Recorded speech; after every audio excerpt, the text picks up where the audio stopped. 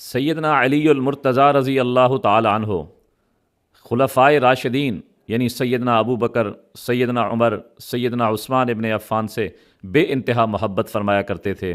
ساری زندگی حضرت علی نے حضرت ابو بکر، حضرت عمر، حضرت عثمان کے پیچھے نمازیں پڑھیں۔ جب آپ کے بڑے بھائی حضرت جعفر طیار شہید ہوئے تو ان کی شہادت کے بعد اپنی بیوہ بھابھی کا نکاح حضرت ابو بکر صدیق رضی اللہ تعالیٰ عنہ سے کرایا، جس سے محمد ابن ابی بکر پیدا ہوئے، جو بیٹے ابو بکر صدیق کے ہیں لیکن ان کو پالا سیدنا علی نے ہے۔